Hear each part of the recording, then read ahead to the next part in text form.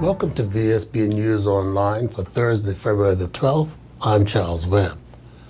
The Public Accounts Committee of Parliament deviated this afternoon from its usual unified approach to investigating government financial behavior, an unusual situation fueled by the non-appearance of Permanent Secretary William Francis on what appeared to be the instructions of Economic Minister Dr. Grant Gibbons. Committee Chairman David Burt of the Progressive Labour Party told Vsb News' Brian Darby that it was a sad day in Parliament. Yes, I was disappointed that the Permanent Secretary of Economic Development was unable to attend. He, however, has indicated that he was ill and working from home, so I understand that.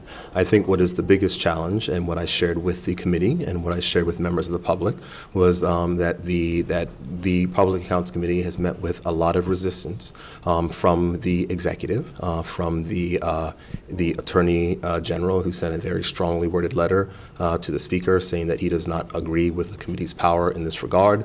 We've heard from civil servants who have said that they have been directed by the Cabinet Secretary not to attend meetings of the Public Accounts Committee. We have heard that permanent secretaries need to inform their ministers to attend, and we've had public officers that have told us that they cannot respond to us and have been directed not to respond to queries from the Public Accounts Committee. So I think that this is a very bad trend, but however, the Speaker gratefully has taken independent legal advice. He says that we are on sound grounds, and we are going to proceed as a Public Accounts Committee. I mean, we have lots of important work to do, and I think that for our democracy to work better and for Parliament to be more effective, we have to have strong and functioning committees and the ability to make sure that we hold the executive to account. And I think that that is in the interest of not only the members of the opposition, but should be of the interest of members of the backbench of the One Bermuda Alliance and the people of the country as a whole. Well, putting it back until April the 23rd is not going to hurt your investigation, because that will give you more time to understand the problem. We have no issue going to April 23rd. I mean, there was a disagreement as to whether or not we should do it at our next scheduled meeting. One would think that if the permanent secretary was not available at this meeting, then he would be at the next scheduled meeting, and you would move through the agenda items which you had discussed before. But as members saw, or as the members of the media who were present saw, that of course there was disagreement, and this is the first time that the Public Accounts Committee has actually had to take a vote, has not been able to act in a unanimous fashion. And one of the things that is important is that that members of the opposition and members of the government are unified. So from my perspective, I'm not going to push the issue. I think that it is a very important issue, especially when we're talking about $77 million of pledge funds, and it's important to know that there's value for money. We hear that there are things that have gone on with the ACBDA which have not yet been tendered. We know that there are certain contracts which are going on which were not put out to tender. So these are things that of course should concern everyone when we're talking about $77 million. So we will ask the question on April 23rd. We have another public hearing next week on with the Accountant General regarding the airport, and we will also have public meetings scheduled on Port Royal. I mean, there's a lot of work to do. Of course, this committee work, we don't actually get paid extra for it, but it's just stuff that we have to do. It's the charge that we have of being on the Public Accounts Committee.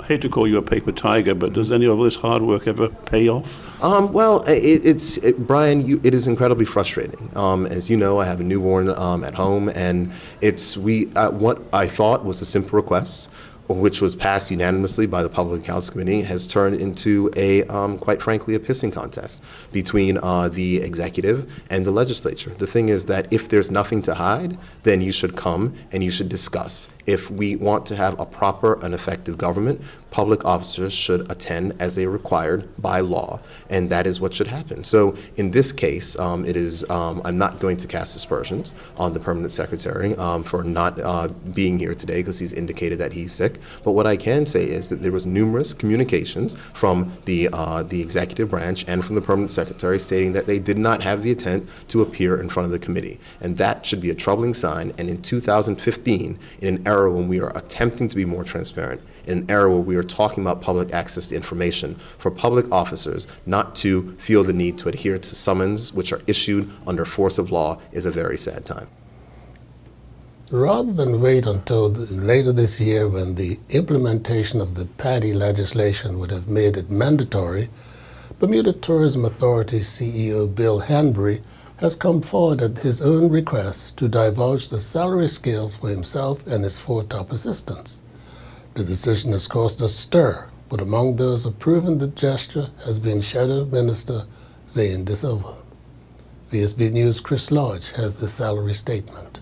In revealing that he earns $295,000 a year and receives a $75,000 annual housing allowance, Mr. Hanbury said he hopes that he and his team will be left to focus now on rejuvenating the tourism industry and creating jobs for Bermudians. Last night, Mr. Hanbury branded the continuing controversy around his salary as a huge distraction from the job that he and the BTA has been tasked with. In a statement, Mr. Hanbury also revealed the salary range of his four-strong senior team, saying he had previously been prevented from releasing his salary under a confidential agreement with the Bermuda Tourism Authority Board, but had approached the board now to ask for permission to release the figure.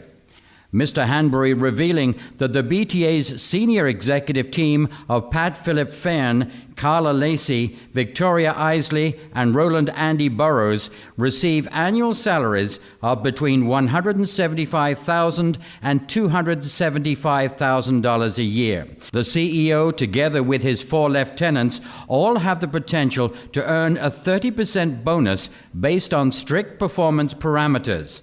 Mr. Hanbury's salary was set by one of the world's most preeminent recruitment firms of Korn Ferry, which based the figure on what was commensurate with what other executives in the job received. Mr. Hanbury concluded his statement by saying, "We own 2015 and have set aggressive objectives. I have to perform or I will not be here. We have not been at this long enough yet to reverse the decline for 30 years. I'm Chris Lodge, Vsb News. Zane De Silva says even further transparency is encouraged. 1. What were the terms and conditions of the bonuses paid to the CEO? Were those terms and conditions met last year, and was there a bonus payment issued? Mr. De Silva said that just this week the OBA bashed civil servants for standing up for their rights in one breath while signing off on a huge compensation package with another. The OBA can't have it both ways, he said, and their actions are once again contradictory and only serves to increase the public's distrust of them. Mr. Hanbury presented a confident approach when he spoke to the media by conference phone this week. We believe that our product and experiences, grant process and investment process is going in the right direction, and we're aligning our product and our experiences with what the market wants. And I believe that's a very important step forward. Clearly, if you ask around the community, Restaurant Week is a good example of a product and an experience that we've supported, and been a terrific success. And I think it goes to the product of which we believe that Bermuda doesn't have to take second or back seat to anybody. We have tremendous products on the ground that can compete with the best destinations in the world. The encouragement we received from our tourism summit was quite heartening to us. There was literally an avalanche of positive feedback from our stakeholders regarding the tourism summit, so we feel good about that. Also, there's been some recent industry press within the tourism sector that is viewing us in a very positive light and suggesting that the BTA is on the right track, and we actually believe that. And we'll be back with more news right after this. The Marketplace Food Court is you and your family's one-stop shop. Start your day at the Breakfast Bar with omelets made to order and traditional Bermuda codfish breakfast. The chefs will cook lunch and dinner to your liking. Along with the salad bar, sandwich bar, sushi bar, and fruit bar, the Marketplace Food Court is your kitchen away from home. Every day is hassle-free with nutritious meals from the Marketplace Food Court. Visit us 7 days a week. Homemade cooking, quality service, all at prices you can count on. The experimental move to offer medical services such as wound care, injections, pain management, and catheter changes to patients in their own homes instead of the hospital has proven to be a safer and cheaper form of health care, and is to be made permanent according to the Bermuda Health Council. It was started in October 2013 and is estimated to have already shaved off more than $100,000 off the health insurance costs involved. Jennifer Attride Sterling, CEO of the Health Council, spoke to Vsb News' Brian Darby about the success story. In working with the hospital and with other healthcare providers and insurers, it was very clear to everyone in the system that some patients that could be very safely discharged from the hospital to receive care in more cost-effective settings that were actually better and safer for the patient couldn't be discharged because the insurance coverage could not follow them out of the hospital. So the home medical services benefit was designed for that purpose, so that the insured portion could actually be covered outside the hospital for these select benefits like IV therapy and so on. They're very select medical benefits that it's applicable to. We started it on a trial basis. All the theory was that this should be cost-effective for the system and good for the patients. And now that we have confirmed that that is indeed the case, now there's a comfort level that it should be a permanent benefit. And you think you saved $100,000 already? Absolutely, at least $100,000 during the trial period. Good idea, and it's obviously working. Will it be expanded in any way? We certainly would like to think about expanding it. It's not going to be expanded in the immediate term. Like, we're not going to see new benefits suddenly in May appear as much as we would like to. But in the upcoming year, we will definitely be looking very seriously at what other benefits can be provided in a more appropriate setting.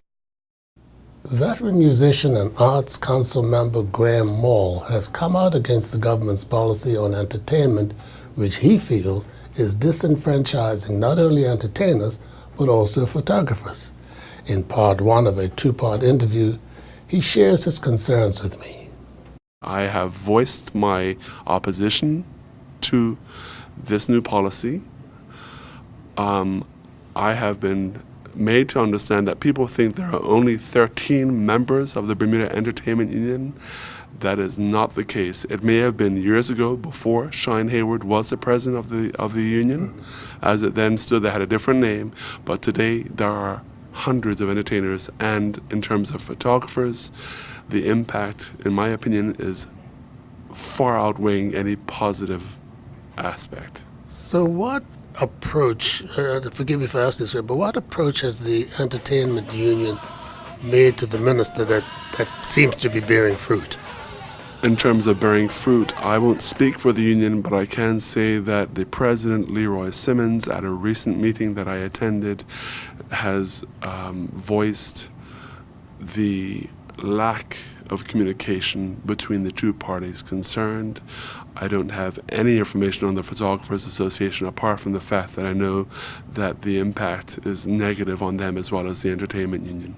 Now, yesterday we had funds being given from the Cultural Legacy Fund to various people. Entertainers were not included in that.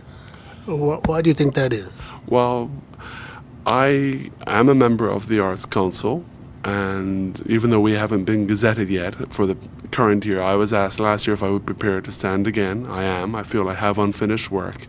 We sat and we discussed all the proposals. I can say that we have a lot of talent in Bermuda. It's not just entertainment, it's not just music, it's a lot of varieties. We chose the best, what we felt and what the impact would be for Bermuda. We chose the best parties that we thought would have the greatest positive impact on Bermuda. Tomorrow, Mr. Mall talks about Cuba as one of the faraway destinations Bermudians are having to travel to obtain recognition in their field. Now we turn to Earl Baisden, all the way from Las Vegas, with today's sports report. 3 Bermuda Youth Rugby Sevens teams arrived here in Las Vegas to begin taking part in the USA Sevens International Invitational Tournament. Bermuda have 2 high school teams and 1 university teams entered in the tournament, which gets underway later this morning. On the eve of the 2015 Cricket World Cup, one of the most talked about moments in World Cup history was the catch taken during the 2007 Cricket World Cup by Bermuda's Dwayne Sluggo Levrock. We asked Lavrock to take us through just what went on before, during, and after the delivery. Well, we were standing in slips. I said, mine is again. I stand just half a step over. But I think something's going to come wide too. If whoever goes, we have to both go. Right. If it's down between us, we have to go together. But if it's going wide on my right, I'm there. And I tell him something's coming. And it's like, you feel? So I say, yes, I'm definitely. So I just have this feeling something's coming. So Malachi runs in. He delivers just outside the off stump, and he nibbles at it, pushed it wide outside to about the third slip. I just did from first slip, just did about there, one end, caught it, rolled over, and kept running. And kept running. Yeah. The sporting community, and particularly those in the Americas, continue to mourn the loss of former Pan American sports president Mario Vazquez Rana. The longtime president of the Association of National Olympic Committees died February 8th in Mexico City. Bermuda Olympic Association President Judy Simons is quoted as saying, "We are saddened to learn of the passing of Rana. During his tenure as president of the Pan American Sports Organization, which is PASO, he ensured that all countries within this region benefited from the Olympic Solidarity Program, which he instituted. Bermuda will always be indebted to him for looking after the small countries within the Caribbean and Americas." End quote. The 2015 NatWest Island Games will begin in Jersey's Channel Islands Saturday, June 27th through July 3rd. The Bermuda Golf Association is committed to sending 4 men and 4 ladies to represent Bermuda. They've put out their selection pool criteria, which in part states 1. Top 4 in 2015 BGA Order of Merit as of April 1st, 2015. Highest ranked Bermudian in the WAGR as of April 1st, 2015. Top 4 in 2014 BGA Order of Merit. Winner of the 2015 Bermuda Amateur Match Play Championships. Winner of the 2014 Bermuda Amateur Stroke Play Championships. And the Island Games individual medal winners. Last night at the BAA field, it was a Corona League doubleheader. In the opening match, Tough Dogs and Flanagan's played to a 2-2 draw. Aaron Brown and Jeff Franklin scored for the Tough Dogs, while Paul Goodyear and Andy Foster scored for Flanagan's Onions. In the nightcap, Butterfield and Vallis defeated West End United 3-0. Butterfield and Vallis got goals from Dennis Russell, Takia Russell, and Marco Mota. Jason Shrub and his 18th-ranked Batesman squash teammates defeated Middlebury 6-3 to finish the NES CAC Championships in 3rd place.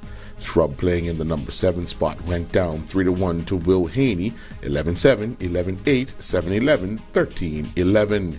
Neil Towson and his Wingate University men's tennis teammates opened the 2015 spring season at NCAA Division I Campbell University, with Campbell coming away with a 6-1 victory.